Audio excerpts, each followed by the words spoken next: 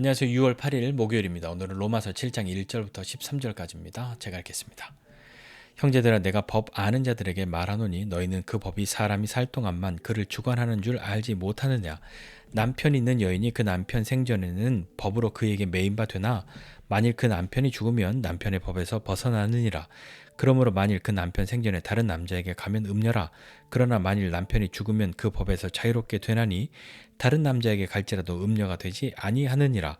그러므로 내 형제들아, 너희도 그리스도의 몸으로 말미암아 율법에 대하여 죽임을 당하였으니 이는 다르니 곧 죽은 자 가운데서 살아나신 이에게 가서 우리가 하나님을 위하여 열매를 맺게 하려 함이라.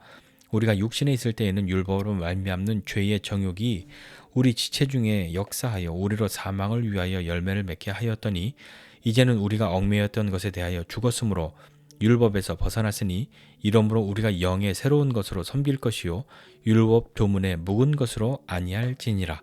그런즉 우리가 무슨 말을 하리요? 율법이 죄냐? 그럴 수 없느니라. 율법으로 말미암지 않고는 내가 죄를 알지 못하였으니 곧 율법이 탐내지 말라 아니하였더라면 내가 탐심을 알지 못하였으리라. 그러나 죄가 기회를 타서 계명으로 말미암아 내 속에 온갖 탐심을 이루었나니 이는 율법이 없으면 죄가 죽은 것임이라.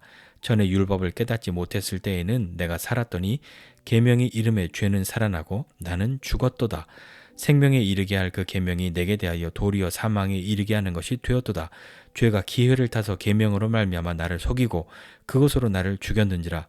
이로 보건대 율법은 거룩하고 계명도 거룩하고 의로우며 선하도다.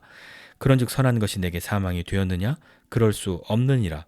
오직 죄가 죄로 드러나기 위하여 선한 그것으로 말미암아 나를 죽게 만들었으니 이는 계명으로 말미암아 죄로 심히 죄되게 하려 함이라. 아멘. 당시 사람들은 이렇게 생각했을 겁니다. 예수님 이전의 사람들은요, 나는 계명을 잘 지키고 율법을 잘 지켜서 율법을 어기지 않고 그렇게 살면 구원받을 거야. 그렇게 되면 하나님이 더 기뻐하실 거야. 그런 삶을 살 거야. 그렇게 죄가 없으면, 죄를 다 씻어내면 구원에 이르는 그런 삶을 살 거라고 생각했습니다. 그런데 오늘 바울은요, 그 율법을 지켜서 율법을 완벽하게 지켜서 거룩하게 될 수 있는 사람이 아무도 없고 그것으로 구원을 이룰 수 있는 사람이 아무도 없음에 대해서 이야기하였고 그 부분들을 또 다른 것으로 설명하고 있는데요. 오늘 보니까 형제들아 이렇게 시작합니다. 로마 교회 성도들에게 편지한 거죠. 형제들아, 법 아는 사람들에게 내가 말한다. 이렇게 이야기. 여기 법은 로마의 법을 말하는 걸 겁니다. 너희가 그 법을 아는데 그 법이 아무리 좋은 법이고 아무리 모두를 위한 법이고 뭐 아무리 훌륭한 법이라고 해도 사람이 살아있을 동안에만 그 법의 영향 아래 있지 않냐. 그 살아있는 동안에만 그 법이 유효하지 않냐. 죽은 사람에게 그 법이 무슨 소용이 있냐. 죽고 나면 로마의 법이 아무리 좋은 법이어도 아무런 효력이 없다. 죽은 자에게는. 그렇게 이야기를 합니다. 왜 그런 이야기를 할까요? 우리가 죄에 대하여 죽었다, 율법에 대하여 죽었다라는 것을 설명해 주기 위해서죠. 오늘 남편 있는 한 여인에 대해서 이야기하고 있는데요. 왜 이걸 자꾸 여자가 자꾸 남자에게 속해 있어? 뭐 그런 걸로만 이해하지 마시고 지금과는 좀 상황이 많이 다른 2000년 전의 이야기고요. 엄청나게 남성 중심의 세상이었던 그때라고 감안하고 그것을 생각하고 한번 들으시길 바랍니다. 지금 중요한 것은 뭐 이 여인에 대한 것이 아니라 바울은 다른 것을 설명하기 위해서 하는 것이니까요. 한번 들어보시죠. 남편 있는 여인이 남편이 살아있는 동안에는 다른 남자에게 갈 수 없지 않습니까? 그렇게 가면 그녀는 음녀다 이렇게 이야기했고요. 그러나 그 남편이 죽으면 그 남편에게 속한 법에서 자유롭게 되니까 그 여인이 다른 남자에게 가더라도 새 삶을 살더라도 그 여인은 음녀가 아니다 라고 이야기하죠. 그러니까 우리도 그리스도의 몸으로 말미암아 그리스도와 연합하여 죄에 대하여 죽고 율법에 대하여 죽었는데 죽고 난 다음에 그러면 우리는 어떻게 되냐? 앞서 말한 그 여인과 같이 새로운 삶을 살고 다른 곳에 가도 그것이 뭐 잘못된 것이나 법을 어기는 것이 아닌 것처럼 우리도 이제 그리스도로 향하여서 그리스도로 말미암아서 하나님께 나아가 의의 열매를 맺는 삶을 살아야 한다라고 이야기하고 있는 거죠. 왜냐하면 우리는 그리스도와 연합하여 율법에 대하여 죽임을 당한 사람들이다라고 말하고 있는 거니까요. 근데 여기에서 보면 율법이 우리에게 대하여 죽었다라고 말하지 않고 우리가 율법에 대하여 죽었다라고 이야기합니다. 그 표현은 뭐냐면 율법은 사라진 게 아니잖아요. 율법이 지금 뭐 죽어서 없어진 게 아니잖아요. 율법은 그대로 있지만 우리가 그 율법의 아래에서 율법 아래에 있는 우리가 그리스도 아래로 율법 아래에서 은혜 아래로 우리가 옮겨졌다라는 것을 말하고 있는 것이죠. 믿음으로 그렇게 되어졌다. 그리스도와 연합하여 그리스도께서 십자가에 죽으시고 부활하심을 믿는 그 믿음으로 우리가 그렇게 옮겨졌다라고 이야기하는 거죠. 우리가 다시 한번 율법으로부터 자유하게 된 것은 율법이 사라졌기 때문에 율법이 우리에게서 죽은 것이 아니라 우리가 율법에게 죽임을 당한 것이라는 것을 기억하고 한번 보시죠. 율법 아래 있을 때는 어땠습니까? 율법 아래 있는 삶을 살 때는 서두에 말씀드린 것처럼 율법을 완벽하게 지켜서 하나님을 기쁘시게 해드려야지. 율법을 완벽하게 지켜서 내가 거룩함을 만들어내야지. 그러면 구원을 이룰 수 있을 거야. 내가 완전히 죄가 없는 상태가 되면 내가 율법을 완벽하게 지키면 하나님도 만족하실 거야. 그런 생각하죠. 그리고 그런 삶으로 용기 있게 살아갑니다. 그러나 그 어떤 사람이 율법을 완벽하게 지켜내고 죄 없는 삶을 살 수 있겠습니까? 그것은 불가능하죠. 그래서 찾아오는 것이 있지 않습니까? 내가 율법을 지킬 수 없구나. 내가 하나님의 뜻을 이룰 수 없구나. 거기서 오는 것이 어떤 정죄감 혹은 죄책감 그런 것이 생겨날 것이고 또 다른 면으로는 하나님은 무슨 법을 이렇게 만들어서 나를 이렇게 힘들게 이렇게 괴롭게 아예 하나님을 무시하거나 율법을 무시하는 그런 사람이 나올 수도 있겠죠. 우리가 육신에 있을 때 율법 아래 있을 때 육신에 있을 때 그리스도를 믿기 이전의 상태에는 우리는 율법의 기준에 맞춰서 율법이 살아라 하는 대로 삶을 살아야만 의로워지는 사람이었단 말입니다. 그러나 지금은 그렇지 않은 것이죠. 율법을 아무리 지키고자 해도 지킬 수 없는데 어떻게 우리가 의롭게 될 수 있겠냐 말입니다. 그것은 하나님이 우리가 지킬 수 없는 율법을 주셨기 때문이 아니라 우리 안에 있는 죄와 연약함이 율법을 지키지 못하게 하는 거죠. 지킬 수 없게 하는 거죠. 그것이 불가능하게 하는 것 아니겠습니까? 우리 그렇잖아요. 하지 말라고 하면 더 하는 거 많지 않습니까? 이거 죄야, 이건 나쁜 거야 라고 하면 그걸 자꾸 더 하게 되고 전에는 몰랐는데 자꾸 그것이 우리에게 영향을 주는 그런 경험들을 하지 않으셨습니까? 오늘 바울이 말하고 있는 것도 율법이 우리에게 하는 역할이 있는데 율법은 우리에게 죄를 자각하게 하는 거다. 율법이 나쁜 게 아니고 율법이 죄가 아니지 않냐. 율법이 죄냐? 아니다. 그럴 수 없다.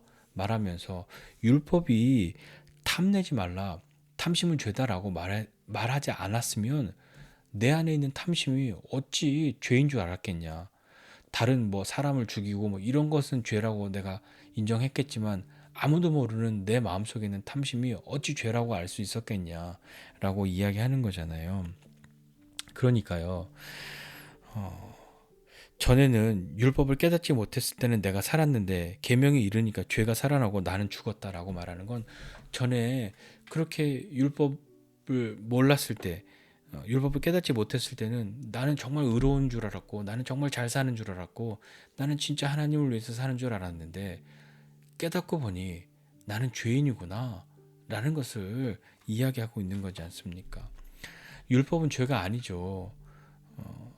율법은 죄를 깨닫게 하는 것이지 율법 자체가 죄이거나 율법이 나쁜 것이거나 율법이 악한 것은 아니지 않습니까? 율법은 하나님이 주신 건데요. 그런데 또 그러면 율법 아래 있으면 안 된다며 라고 하는 것은요. 그 율법을 준수함으로 우리 스스로가 구원을 이룰 수 없다는 거죠.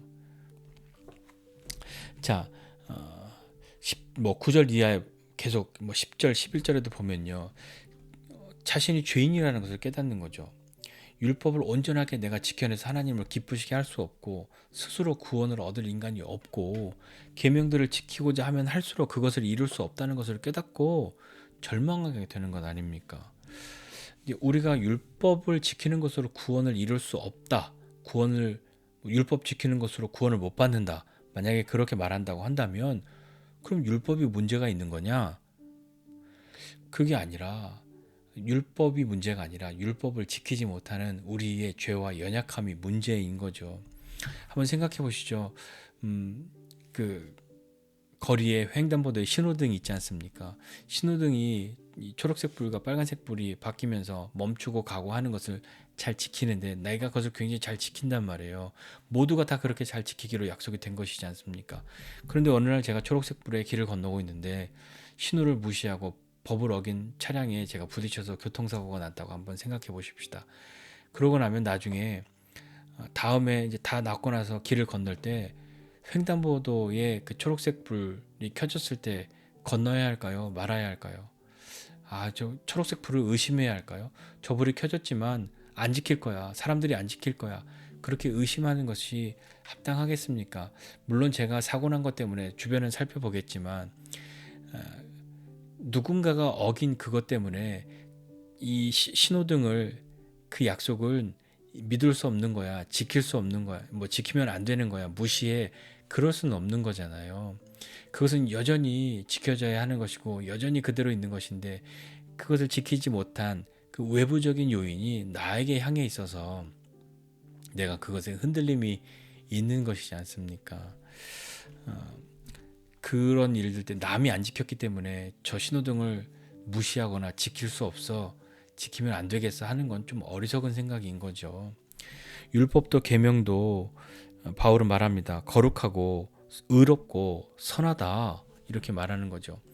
율법은 하나님이 어떤 분이신지 가르쳐 주는 거잖아요. 하나님의 뜻이 무엇인지 가르쳐 주는 거잖아요. 당연히 거룩한 것이죠. 하나님이 주신 거니까요. 율법은 또한 의롭죠. 율법이 우리에게 명령하는 것은 의롭고 정당합니다. 그것이 향하고 있는 것은 의로운 것이잖아요. 더불어서 선합니다. 그 결과들이 선한 것이죠. 율법을 따라 열매를 맺는다면 그게 선한 열매를 맺는 것이지 악한 열매를 맺는 것이겠습니까? 그런데 그 선한 것이 내게 사망이 되냐? 그럴 수 없다라고 이야기하는 거지 않습니까? 그러니까 오늘 여기 문제는 뭐냐면 율법 자체가 문제가 아니라는 거예요. 율법 자체가 아니라 율법을 지키는 것으로 구원받을 수 없고 그 율법을 지켜낼 수 없는 내가 문제인 거죠. 그러니까 우리에게 필요한 것이 구원이지 않습니까? 자, 오늘 이 말씀 보면서 하나님의 율법은 무시하고 지킬 수 없어. 그게 아니죠. 율법을 왜 지켜야 합니까? 율법을 지키는 것으로 구원받을 수 없는데 그럼 율법을 왜 지켜야 될까요? 율법은요. 율법을 왜 지켜야 하는가의 그 마음의 이유를 살펴보아야 하지 않겠습니까? 내가 이 율법을 지키지 않으면 벌 받을 거야. 내가 이 율법을 지키지 않으면 구원받지 못할 거야. 그 두려움과 공포 때문에 율법을 지키는 것. 그것과 하나님을 사랑하기 때문에 하나님 말씀하신 대로 사는 것을 너무 좋아하시니까 나도 하나님께 기쁨이 되고 싶고 하나님이 웃으시는 것이 내게 너무 큰 행복이고 그래서 그 율법을 지키고자 하는 마음이 있다면 똑같은 행동을 할지라도 똑같이 예를 들어서 뭐 거짓말을 하지 말라 이렇게 하나님이 말씀하셨다고 한다면 그래 거짓말하면 혼날 거야. 거짓말하면 하나님이 나를 때리실 거야. 내 재산을 뺏어가실지도 몰라. 나에게 어려움을 주실 거야. 무서워. 그러니까 거짓말을 하면 안 되겠네. 야 힘들다. 이렇게 되는 거잖아요. 그러나 내가 거짓말을 하지 않을 때 하나님이 웃으셔. 하나님이 기뻐하셔. 그게 나에게도 내가 사랑하는 하나님께 너무 큰 기쁨이 되는 것. 그것이 나에게도 기쁨과 감사가 된다면 거짓말을 하지 않는 것이 괴로움이거나 고통이 아니지 않겠습니까? 문제는요, 나잖아요. 예. 그러니 오늘도 우리는 주님의 도우심이 필요합니다. 그 무엇보다도 하나님의 은혜를 경험하고 그 은혜를 깨달은 사람으로 삶을 사는 것이 우리에게 오늘도 필요한 것 아니겠습니까?